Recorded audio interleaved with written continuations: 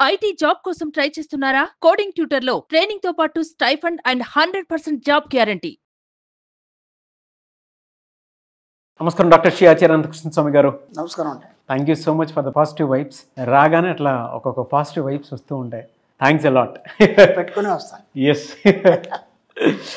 So చాలామంది అంటే మనం సబ్జెక్ట్ స్టార్ట్ చేసే ముందు క్లాసెస్ ఎక్కువ మంది అడుగుతున్నారు. ఎప్పుడు ఉండే అవకాశం ఉంది, ఎక్కడెక్కడ ఉండే అవకాశం ఉంది? అలాగే 1 సెప్టెంబర్ వచ్చి వైజాగ్, 8 సెప్టెంబర్ వచ్చి తిరుపతి, 15 సెప్టెంబర్ వచ్చి రాజమండ్రి అండి, 22 సెప్టెంబర్ వచ్చి హైదరాబాద్, 29 సెప్టెంబర్ వచ్చి అనంతపురం అండి, 6 అక్టోబర్ వరకు విజయవాడలో, అలాగే 27 అక్టోబర్ బెంగళూరు. అక్టోబర్ వరకు మన షెడ్యూల్ ఫిక్స్ అయిపోయింది. అంతే ఈగర్గా కూడా వెయిట్ చేస్తున్నటువంటి వాళ్ళు ఉన్నారు అందరూ. మణిమంత్ర 654వ ఎపిసోడ్. సో ప్రీవియస్ ఎపిసోడ్లో మీరు చెప్పారు సార్, మన మనసుని మనం ఎలా మలుచుకుంటున్నాం, మనం ఏంటి, మనల్ని ఎలా టర్న్ చేసుకుంటున్నాం అనే దాని మీద డిపెండ్ అయి ఉంటుంది లైఫ్ అనేది. ఇలా చాలా విషయాలు ఉంటూ ఉంటాయండి. మణిమంత్ర సబ్జెక్ట్ విషయానికి వస్తే ఈ 654వ ఎపిసోడ్లో ఏం చెప్పబోతూ ఉన్నారు?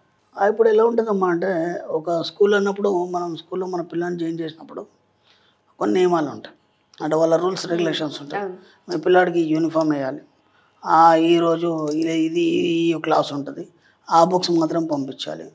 మళ్ళీ ఇంకోటి ఏంటంటే యూనిఫామ్గా, ఈ మధ్య కొత్తగా వచ్చింది ఏంటంటే యూనిఫామ్గా వంటలు చేసి పంపించాలి. వాడు ఆ రోజు రేపు మంగళవారం కాబట్టి బెండకాయని వండి పట్టి అందరు బెండకాయని వండి పంపాలి.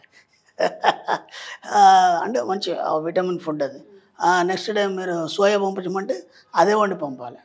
అక్కడ ఏమవుతుందంటే ఎక్కడ కూడా తేడా ఉండదు. విన్నారా? అందరూ సమానంగా ఒక రకమైనటువంటి ఆలోచన వస్తుంది. అలా కొన్ని నియమాలు ఒక స్కూల్కి ఉన్నప్పుడు, ఒక ఆఫీస్ ప్రెమిసెస్కి దానికి ఉన్న నియమాలు దానికి ఉన్నప్పుడు, ఈ ప్రపంచంలో ఈ ప్రకృతికి కొన్ని నియమాలు ఉన్నప్పుడు, నీకంటూ నియమాలే లేకపోతే ఎట్లా? నీకంటూ ఏం నియమాలు ఉన్నాయి? ఏనాడన్నా నువ్వు పెట్టుకున్నావా ఏమన్నా నియమాలు? ఆలోచించావా? ఆలోచించినప్పుడు నీకంటూ ఒక నియమాలు లేనప్పుడు ఒక క్రమశిక్షణ అనేది నీకు ఎలా అలవాటు అవుతుంది? నువ్వు కావాల్సిన వాటి అన్నిటిని నువ్వు ఎలా సాధిస్తావు? నీ యొక్క డబ్బు సంపద అనే లక్ష్యంలో నువ్వు ఎక్కడ ముందుకు పోతావు? కాబట్టి నీకంటూ ఏం నియమాలు ఉన్నాయనేది ఒకసారి మీరు ఆలోచించండి. ఓకేనా? ఎందుకంటే ప్రతి మనిషికి ఒక నియమం అనేది ఉండాలి. ఒక సిస్టమేటిక్ క్రమశిక్షణ ఉన్నప్పుడు మాత్రమే, ఒక డిసిప్లిన్ ఉన్నప్పుడు మాత్రమే దానికోసం పనిచేయడం అనేది జరుగుతుంది. అది లేనప్పుడు ఏమవుతుందంటే, ఇప్పుడు ఆఫీస్ ఉందండి, మార్నింగ్ మనం 10కి ఆఫీస్కి వెళ్ళాలి, దానికి టైమింగే లేదనుకోండి, వాడు మార్నింగ్ 8 గంటలకు వస్తాడు, వాడు 10 గంటలకు వస్తాడు, మధ్యాహ్నం 2 గంటలకు, రాత్రి 2 గంటలకు కూడా వస్తాడు. అంటే ఒక డిసిప్లిన్ అనేది లేదు అక్కడ. లేనప్పుడు అక్కడ వరకు ఎట్లా ఇది అవుతుంది? అలాంటి కంపెనీలు కూడా ఉన్నాయి. ఇప్పుడు గూగుల్ ఉంది, అంత పెద్ద కంపెనీ, దానికి టైమింగ్ అదే ఉండదు. అర్థమైందా? వాళ్ళ అట్మాస్ఫియర్ కూడా ఎలా ఉంటుందంటే, ఓ మంచి ప్రెమిసెస్, అక్కడనే మీకు వంటలు చేసి పెట్టే వాళ్ళు అందరూ ఉంటారు, టేబుల్స్ ఉంటాయి, హాయిగా పడుకోవచ్చు, లేవచ్చు, కూర్చోవచ్చు, ఏమన్నా చేయొచ్చు. వాడికి ఏం తినాలనుకుంటే అది తినవచ్చు. అర్థమైందా? మళ్ళీ అన్నీ రిచ్ ఫుడ్ ఉంటాయి. వాళ్ళకి ఏం పని ఉండదు. వాళ్ళకి ఏంటంటే టార్గెట్ ఇస్తారు, ఈ టైం లోపల ఇది కావాలి. ఓకేనా? ఇది కూడా బాగుంది. కాకపోతే అక్కడ కూడా ఒక డిసిప్లిన్ ఉంది. ఏముందంటే ఈ టైం లోపల నాకు వర్క్ ఇవ్వాలనేది. అర్థమైందా? ఈ టైం లోపల వర్క్ ఇవ్వాలని. అలా ప్రతిదానికి ఒక నియమం ఉంది. ఎంత లేదని ఒక నియమం అయితే ఒక పాయింట్ అయినా ఉంది. నీ జీవితం కోసం నువ్వు చేసుకున్న నియమాలేంటి, నువ్వు పెట్టుకున్నవేంటివి ఒకసారి ఆలోచించండి. అవి ఎంతవరకు అమలైనాయి? చాలామంది నియమాలు పెట్టుకుంటారు. ఎప్పుడు పెట్టుకుంటారు? డిసెంబర్ 25 నుంచి 31 వరకు పెట్టుకుంటారు. అది ఎక్కువ జనవరి 1 వరకు మాత్రమే పనిచేస్తుంది. తర్వాత మళ్ళీ కనిపించదు అది. అర్థమైంది? అలాంటి నియమాలు పెట్టుకోకండి. అలాంటి నియమాలు పెట్టుకోండి. మీ నియమాలు ఎలా ఉండాలంటే మిమ్మల్ని శిక్షించే విధంగా కూడా ఉండాలి. ఎందుకంటే అలా నువ్వు కఠిన నియమాలు పెట్టుకున్నప్పుడు మాత్రమే నువ్వు ఒక బంగారంలాగా తయారవుతావు. అర్థమైందా? ఇదేంటి నేను ఇంత స్ట్రిక్ట్గా పెట్టుకుంటే ఎట్లా అంటే, ఎస్, కొన్ని సాధించాలన్నప్పుడు కొన్ని పెట్టుకోవాలి. ఆ నియమాల్లో మొట్టమొదటి ఏంటంటే, మన సబ్జెక్టు డబ్బు కాబట్టి నేను 6 నెలల్లోనా 1 ఇయర్లోనా నేను ఇంత డబ్బు సంపాదించేస్తాను. ఫస్ట్ నియమం. ఎందుకంటే మన కాన్సెప్ట్ అదిగా. మనం ఎటు తిరిగినా మనం ఆవు కథకి వస్తాం కదా. మన ఆవే డబ్బు కాబట్టి ఆవు అనేది కనిపించాలి మనకి. అర్థమైందా? కాబట్టి ఫస్ట్ నియమం మనం ఏం పెట్టుకున్నాం? డబ్బు సంపాదించాం ఈ 1 ఇయర్లో లేదా 6 నెలల్లో. ఎందుకంటే ఒక 5-6 సంవత్సరాలు నేను ఒక ఎంప్లాయీ ఉన్నాను. అనుకోకుండా వచ్చాడు, సరదాగా మాట్లాడుతుంటే ఆయన అన్నాడు, సార్ నేను కొన్ని కండిషన్స్ పెట్టుకున్నాను సార్, నియమాలు పెట్టుకున్నాను. నాకు సంతోషం. ఏం నియమాలు పెట్టుకున్నాను? సరే 5 సంవత్సరాల్లో నేను ఒక ప్లాట్ తీసుకోవాలి. ఓకేనా? అందులో మా పిల్లల ఎడ్యుకేషన్ కంప్లీట్ అయిపోతుంది. లోన్ తీసుకోవద్దు. ఓకేనా? ఆ తర్వాత ఈ 5 సంవత్సరాల తర్వాత ప్లాట్ తీసుకున్నాం కదా, ఇంకో 5 సంవత్సరాలు ఇల్లు కట్టాలి. ఓకేనా? ఈయనకుంది ఇప్పుడు 40 సంవత్సరాలు, అంటే 50 సంవత్సరాలు ఇల్లు కడతాడు. అప్పటి వరకు పిల్లల ఎడ్యుకేషన్ అయిపోతుంది. ఓకేనా? లోన్ తీసుకోవద్దు. ఇప్పుడు ఆ పిల్లల ఎడ్యుకేషను అక్కడ దాకా 10 సంవత్సరాలకు వెళ్ళి కంప్లీట్ అయ్యేలోపు ఈయన దగ్గర ఏం మిగిలవు. ఎందుకంటే పిల్లల ఎడ్యుకేషన్ అంత పెద్దకి వెళ్ళిపోతారు, తర్వాత పెళ్ళిళ్ళకి వచ్చేస్తారు.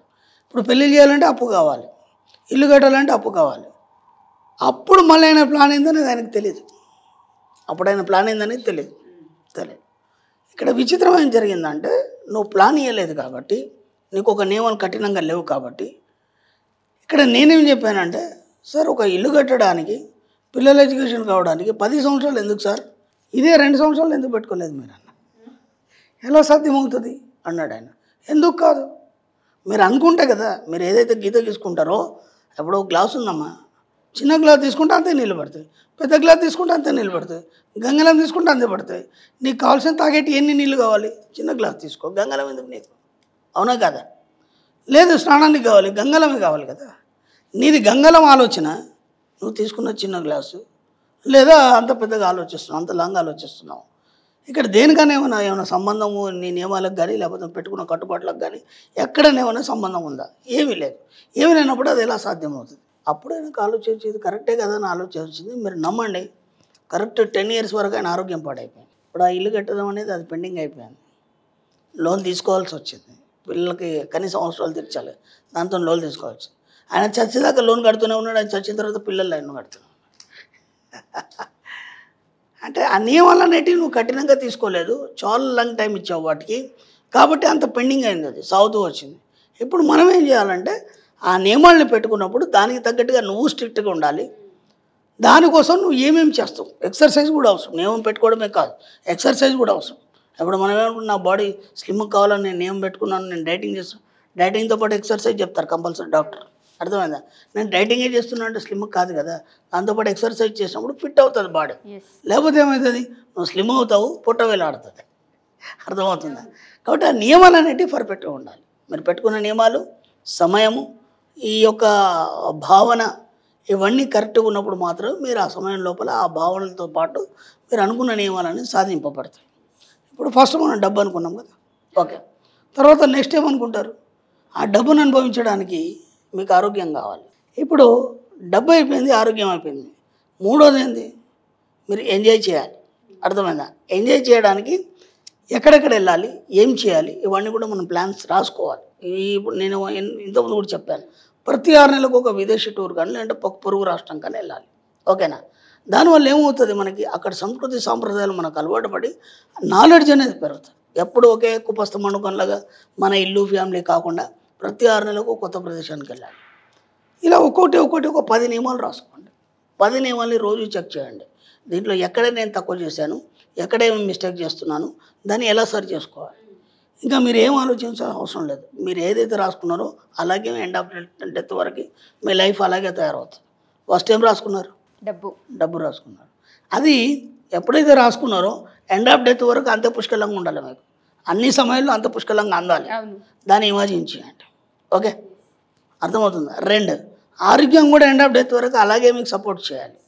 ఇది ఒక నియమం. దీనికోసం ఖచ్చితంగా ప్రతిరోజు ఒక అరగంట వ్యాయామం కానీ లేకపోతే ఎక్సర్సైజ్ కానీ యోగా కానీ ఏదో ఒకటి చేయాలి, అర్థమైందా? తర్వాత మూడోది ఏంటి, మీ ఎంజాయ్మెంట్. ఈ మూడిట్లో ఏది తక్కువ రాదు. మీరు అనుకున్న నియమాల్లో ఖచ్చితంగా ఈ 3 పెట్టుకోండి. అనుకున్నట్టుగా మీరు సాధిస్తారు. మీ నియమాలు పర్ఫెక్ట్ పనిచేస్తాయి. పనికిరాని అన్నీ ఏదో రాసుకొని నేను ఇలా ఉంటాను, అలా ఉంటాను, అదవుతాను, ఇది అవుతాను, అవన్నీ కాదు. జస్ట్ ఈ 3ని మాత్రం పర్ఫెక్ట్గా చేసుకోండి. ఆ నియమాలకు తగ్గట్టు మీ లైఫ్ని తయారు చేసుకోండి. ఇంకా మీకు ఇంకేం అవసరం లేదు. Thank you sir, thank you so much. Thank you. Suman టీవీలో మీ పర్సనల్ అండ్ బిజినెస్ ప్రమోషన్స్ కోసం కింది నెంబర్కి కాంటాక్ట్ చేయండి.